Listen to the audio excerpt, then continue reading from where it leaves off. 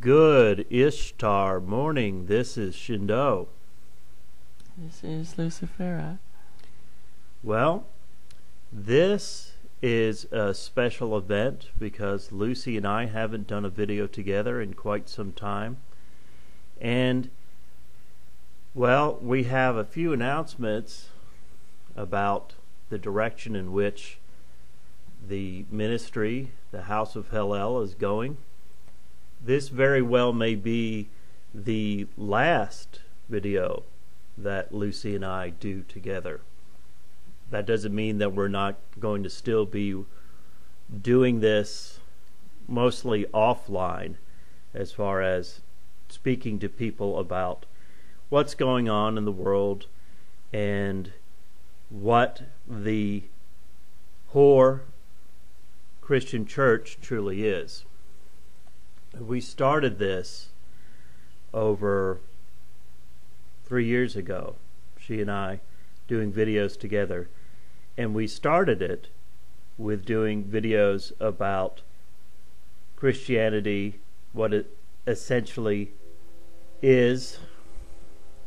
It has been a long road, and we have, over the course of the 3 years being together, now as husband and wife, and continuing to do this sort of separately but doing the same sort of ministry, if you will.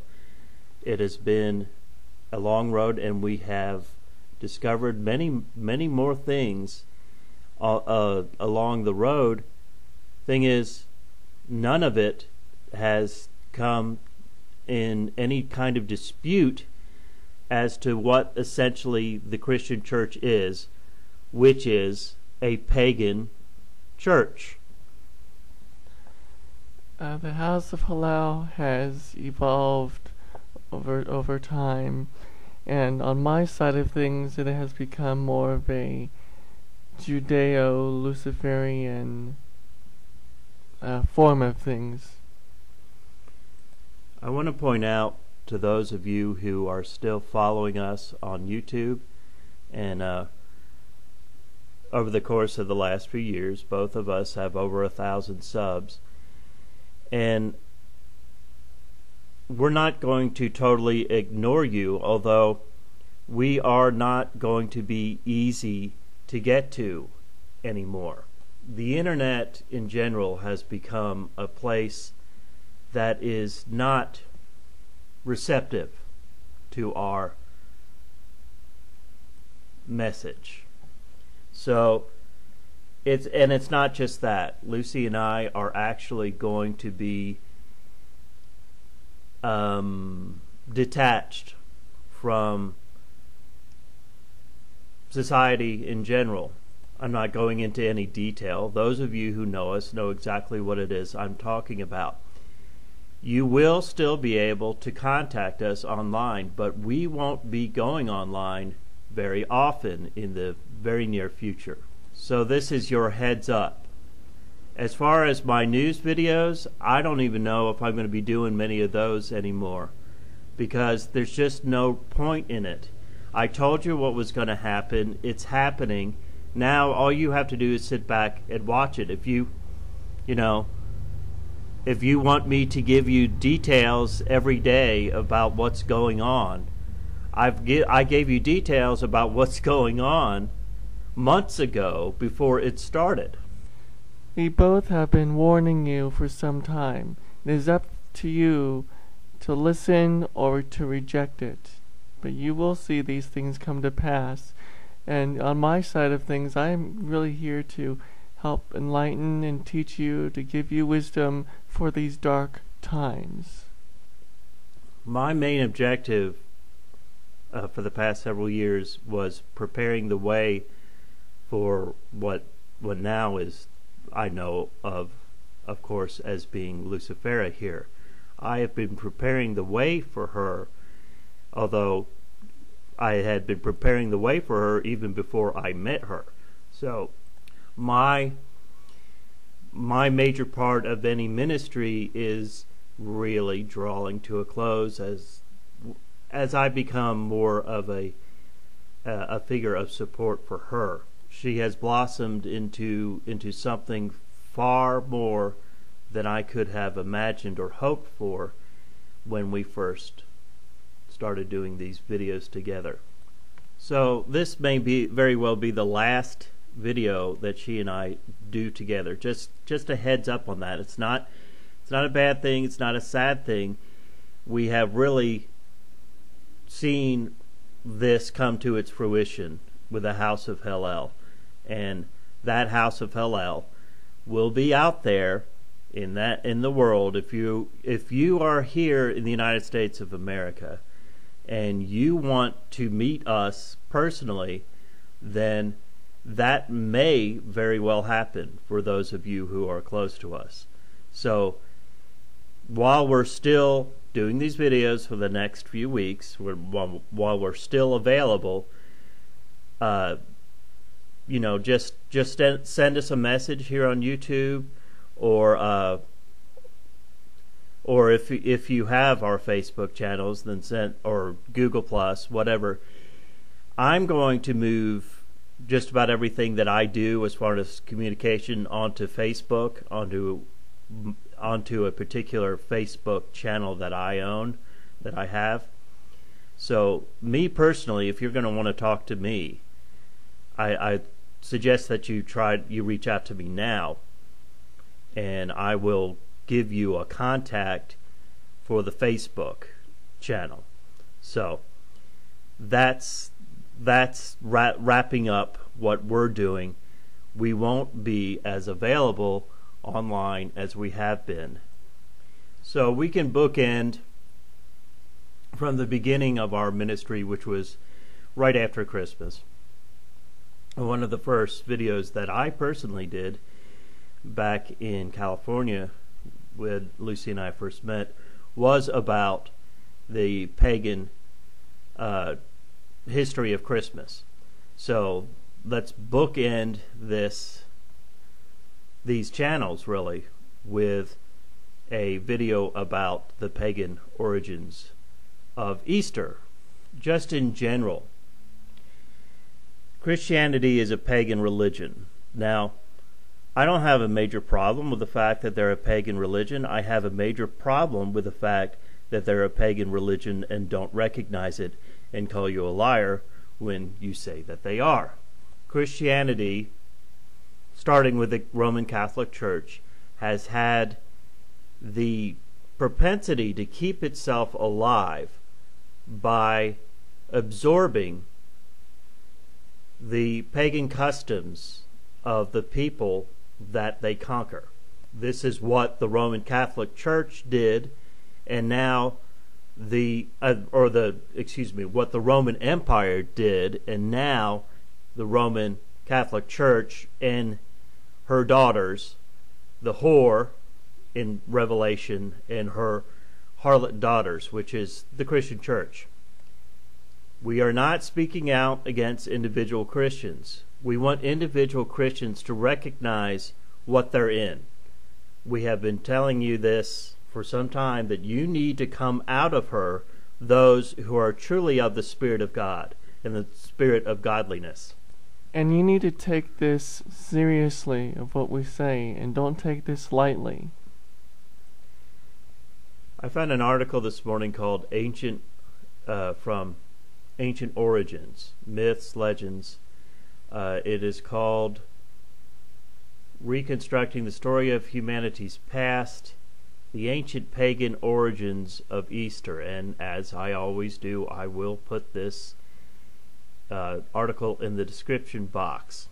I'm going to read the article to you. It's a short article just to give you some idea of where Easter comes from. This is just a good article. There are many of them out there about the history of Easter. I was for a long time a preacher in what's called the Sabbatarian Church. The Sabbatarians keep the holy days that the Jews keep, and they consider Easter and Christmas, and your birthday, by the way, as pagan traditions, and we did not keep them. So this is something that I have a history in. I was a preacher. That's the reason why I am so well versed in the Bible. That's the reason why I know the things that I am usually attacked for. So that's nothing new. The saints, so to speak, have always been attacked by the world. So this is the ancient pagan origins of Easter. Easter Sunday is a festival and holiday celebrated by millions of people around the world who honor the resurrection of Jesus from the dead, described in the New Testament as having occurred 3 days after the crucifixion at Calvary. It is also the day that children excitedly wait for Easter Bunny to arrive and deliver their treats of chocolate eggs. Easter is a, quote, movable feast, which is chosen to correspond with the first Sunday following the full moon after the March equinox, and occurs on different dates around the world, since Western churches use the Gregorian calendar while Eastern churches use the Julian calendar. So where did this, quote, movable feast begin, and what are the origins and traditions and customs celebrated on this important day around the world? You know, it should be a real indication of how crazy Christianity is, especially the Roman Catholic Church, when they say that Jesus Christ had resurrected 3 days later, and according to their tradition, he was killed on a Friday evening and was resurrected on a Sunday morning. I mean, only the Christian Church could teach you that 1.5 days, that would be Friday sunset to Saturday sunset being 1 day, Sunday morning being a half a day, that's 1.5 days. Only the Christian Church would teach you that 1.5 days is actually 3 days, and people believe it. Unbelievable. Anyway, most historians, including biblical scholars, agree that Easter was originally a pagan festival. According to the New Unger's Bible Dictionary, quote, the word Easter is of Saxon origin. Estra, the goddess of spring, in whose honor sacrifices were offered about Passover time each year. By the 8th century, Anglo-Saxons had adopted the name to designate the celebration of Christ's resurrection, unquote. However, even among those who maintain that Easter has pagan roots, there is some disagreement over which pagan tradition the festival emerged from. Here we will explore some of those perspectives. Now, what I was always taught as a Sabbatarian, and we were an offshoot of what was Worldwide Church of God, Herbert W. Armstrong. The book, you could still find it, I'm sure. The book, and it's free, by the way. The Worldwide Church of God is no longer called that. I don't, off the top of my head, remember what they call themselves now. But you could find these publications that they still put them out, and I imagine they haven't changed them much over the years. And from my readings and from what I preached at one point is that Easter comes from ancient Egyptian mythology, Ishtar, and how he died and his wife put a tree on top of him, and how he's resurrected 3 days later. The resurrection story is throughout ancient mythologies, and what the church did is incorporate these pagan traditions to institute a new church and pretend somehow that there's Jewish roots in Christianity when there's virtually none. There's no Jewish connections with Christianity. The Christian religion is totally pagan. They worship another god, a man god, and in the Tanakh, not Old Testament because that's offensive to the Jewish people, but Tanakh. Tanakh is all about one God. Christianity speaks of a Trinity and celebrates all these pagan holidays. So the Jewish religion has no connections to Christianity whatsoever. But and especially when you read the Hebrew Bible in the Hebrew language, you get a whole different message. When you know Hebrew well, it's a whole different message. But when you translate into another language, like English, you lose it. The Bible loses its meaning. Lucy has been studying quite extensively over the past several weeks, and she has been tutored by a rabbi teaching her about this and how the Christian church has totally corrupted the Jewish tradition. I know that the New Testament, what's now called the New Testament, and all the things that supposedly Christ was fulfilled from what Christians call the Old Testament, was based on a mistranslation, which is the Greek translation of the Septuagint. If you read a good book about this, by the way, just an aside here, is Gospel Fictions. Now, I did several videos on this myself on my channel, and if you're seeing this on another channel, either Lucy's or our other channel, then we'll put a link to my channel there, so that you could find it. It's Gospel Fictions. I discuss the Gospel Fiction, but it's a very short book, but it's very well written. So the thing is, you can't find a whole heck of a lot about this, simply because the church has repressed anyone who speaks out against it, and rightfully shows it for what it is. It is not a Hebrew-based, Israelite-based religion based in the Abrahamic faith that we now call Judaism. So, that being said, let's get back to the article. Resurrection as a symbol of rebirth. One theory that has been put forward is that the Easter story of crucifixion and resurrection is symbolic, or of rebirth and renewal, and retells the cycle of the seasons, the death and return of the sun.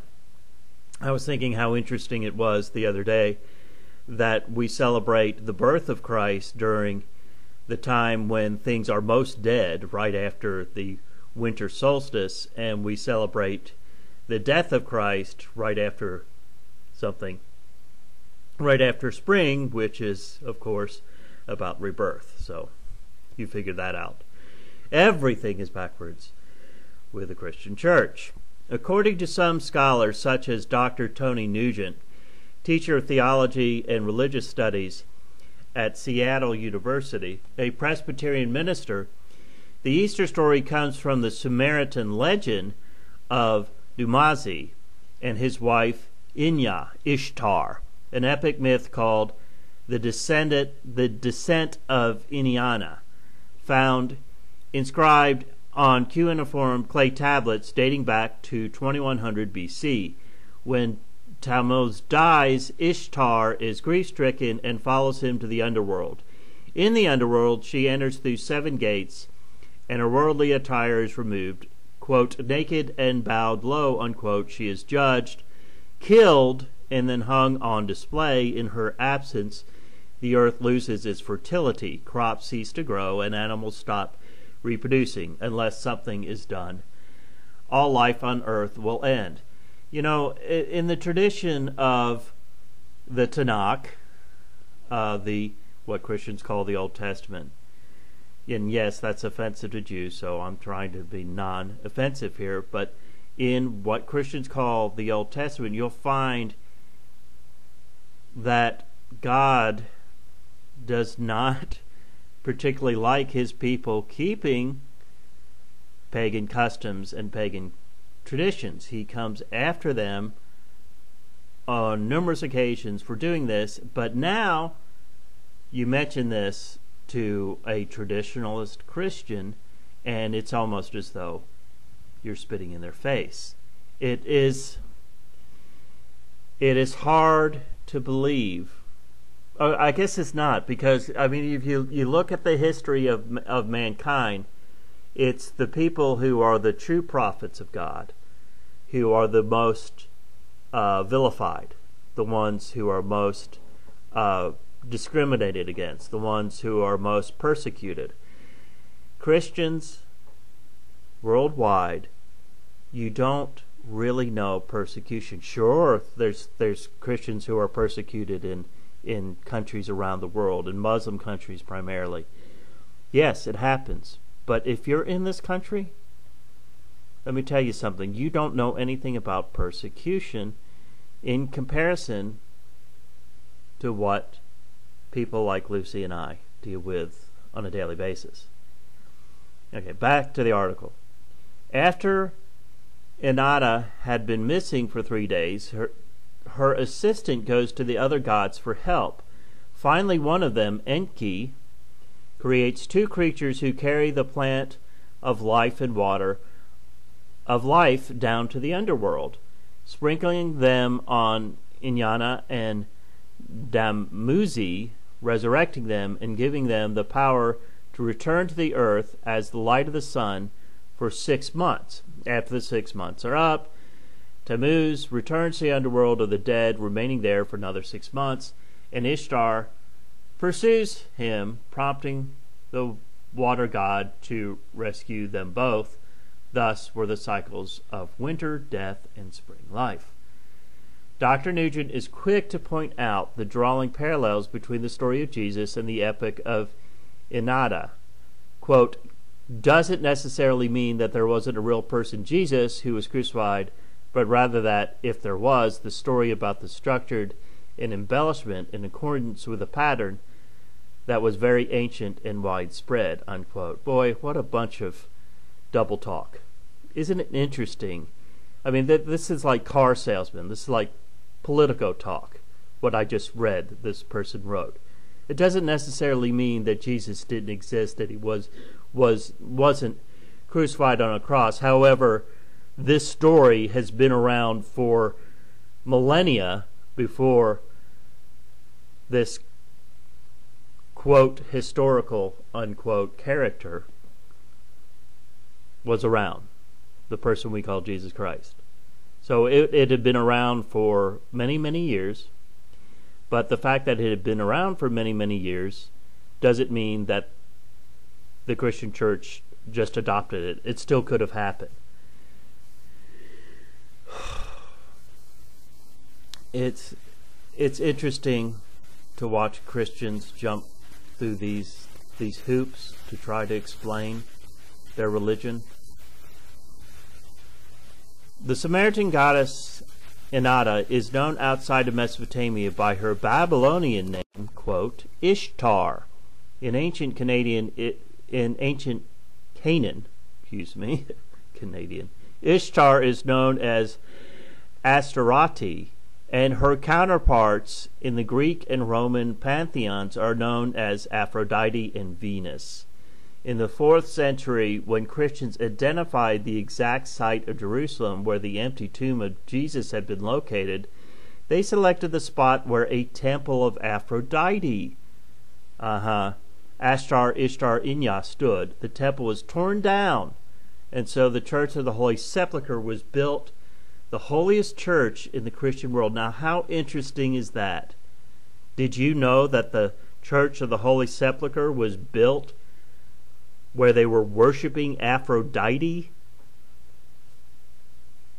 It's like the Catholic Church. It is so pagan and doesn't even hide it. The problem is when people like us come out and point it out, and if you're Protestant, if you don't go to church, but you still believe the Bible, it's a Catholic Bible, folks, you still believe all this stuff, you still keep Christmas and Easter, you think Sunday is the day that Christ resurrected, all this stuff is come down to you from the Catholic Church, and the Catholic Church took it from paganism. And that's what you're keeping. And that's the reason why the church, the Christian church, I don't care whether you go to church or not. That has nothing to do with it. You still believe in these things. It's mind-boggling that people come at me and say something, and I say something back at them, and their response is, "Oh, well, I'm not a Christian," or "Oh, well, I never said I was a Christian." Well, then stop coming at me as a Christian, okay? I get the exact same comments from these people. They go on and on and on, and you're back and forth with them for days, and then finally it's, "Who said I was a Christian?" Dr. Nugent points out that the story of Inanna and Dumuzi is just a number of accounts of dying and rising gods that represent the cycle of seasons and stars.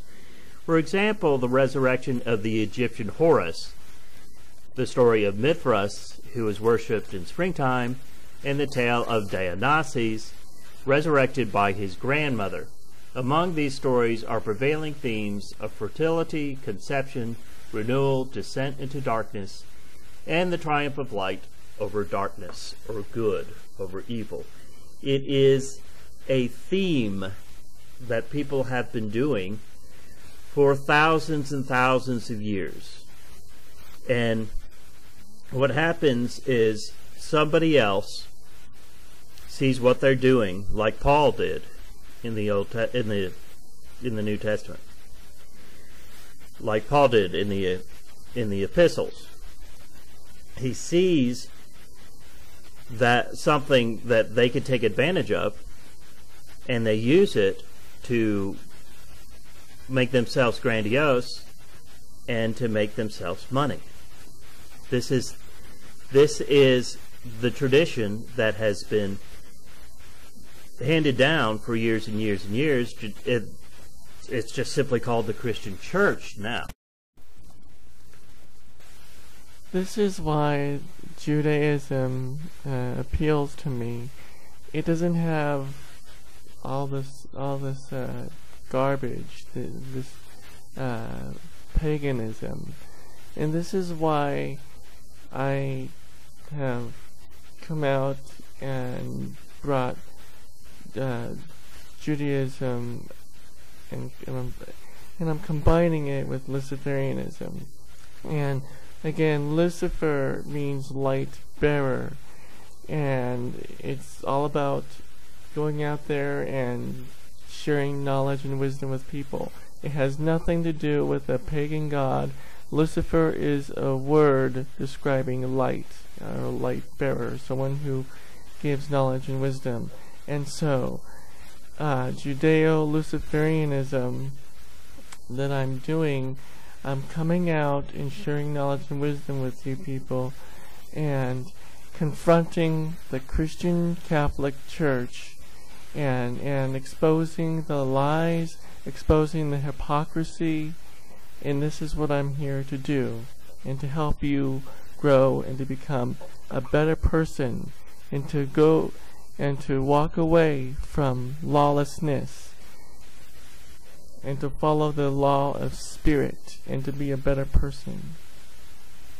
Since its inception, the House of Hallel has been about taking that seed of truth from the ancient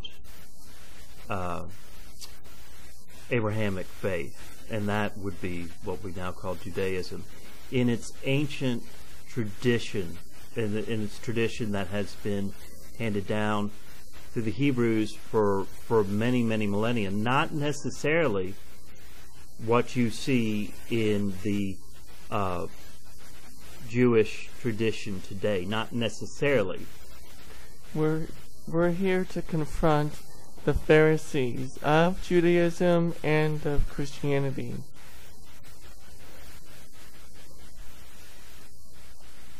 Speaking of, drawing that seed from from the Abrahamic faiths.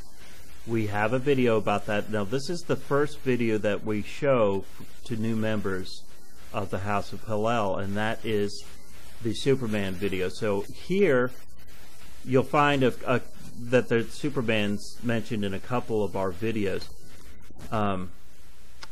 but it's the Superman video. Superman Transmutation of Abrahamism. Now, in that video, I'll tell you in a minute. We as individuals are always, evolving our perspective of things. So understand that if you go back to our older videos and you see something that you think doesn't jive with what we're saying today, then you ask questions, okay? There's no reason to put somebody on the defensive. If you're going to attack us, we're naturally going to be on the defensive. So don't attack us and then expect us not to be defensive, since we are indeed defending ourselves.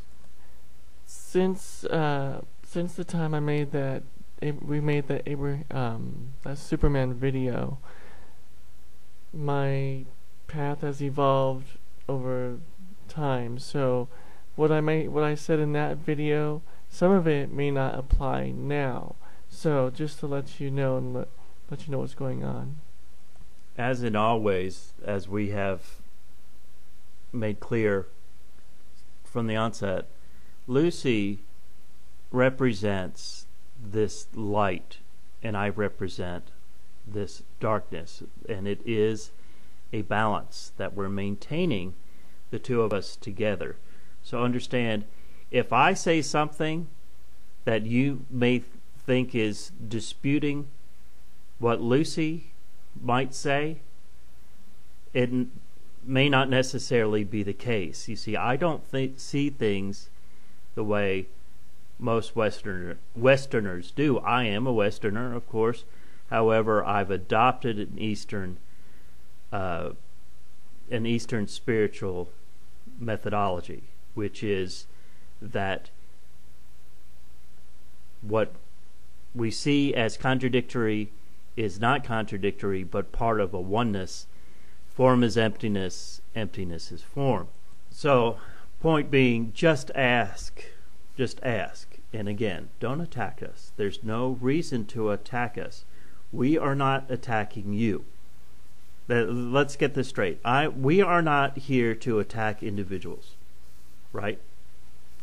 We are here to try to get individuals to understand how they have been blinded and fooled by Christendom.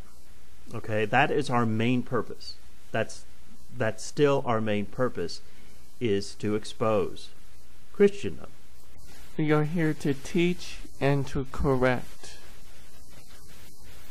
Well, keep in mind that Lucy and I are not going to be here, that is here on YouTube.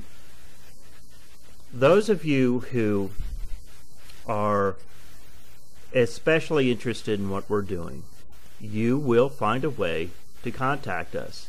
I mean, you seek and you shall find. It doesn't say that you can sit there and things are just going to fall into your lap. You have to do a little bit of effort. So those of you who are part of this and who want to be part of the House of Hillel, you will find us even when we are very difficult to find here online. And that is coming. That is coming in the very near future, just to give you a heads up about that. So, this is a long video, and I appreciate those of you who sat through it and who are willing to listen to what we have to say.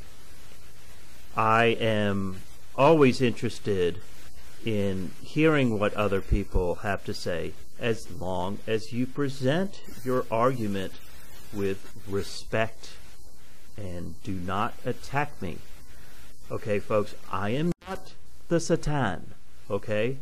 So, please, just, some of you, just chill out relax, take a breath before you make comments, and think about what Christ said about loving your neighbor before you write something that is not very loving and judgmental and mean-spirited.